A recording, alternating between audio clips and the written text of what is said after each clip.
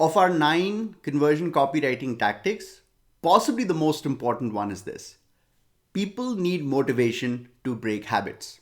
The idea here is that evolution has trained us to protect ourselves, which means we are resistant to change. There's lots of good benefits to not changing. There's less risk involved, there's all of those things.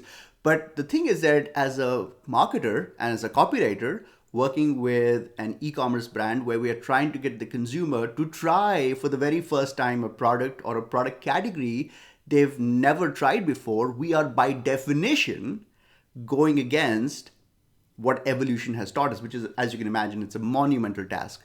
Now, the consumer has two defenses that they use to resist change. One is they develop a workaround. So, if we're trying to pitch a certain product, imagine if I'm Peloton and I'm pitching a stationary bike, the user the workaround solution they'll use is they'll say, well, I go outside to run, exercise, I burn calories that way, I don't need a stationary bike. Here's what's really interesting though. Remember, this is the fascinating part. The user saw the ad for Peloton, clicked on the ad for Peloton, and got to the Peloton product page. So we've already hacked into their brain. We already know that they are interested in this product. So in their mind, they are not resolved, fully, completely resolved. Because if they were 100% resolved, they would have never clicked the ad in the first place, you see? So we know there's some conflict in the mind, but we know that the workaround of running outside is so strong and so overriding that all said and done, they'll probably default to running outside. So that's the first workaround, that's the first tactic that they use, which is to use a workaround. The second one is to pretend this isn't a problem. So when you're selling a product, you're making a claim, you're saying this air purifier removes allergens from your room.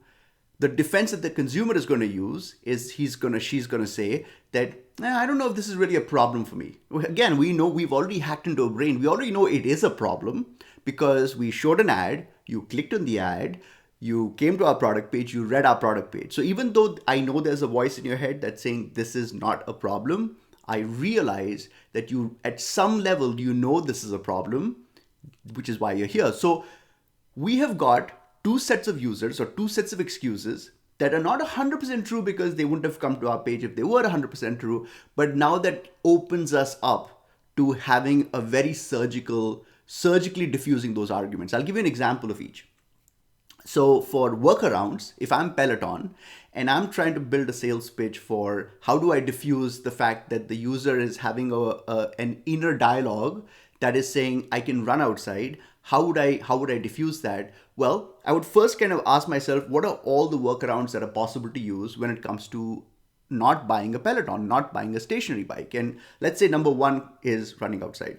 So I would write copy that says, while running outside is extremely effective and a great way to lose calories, it has some downsides. You can't run outside in the winters if it's snowing.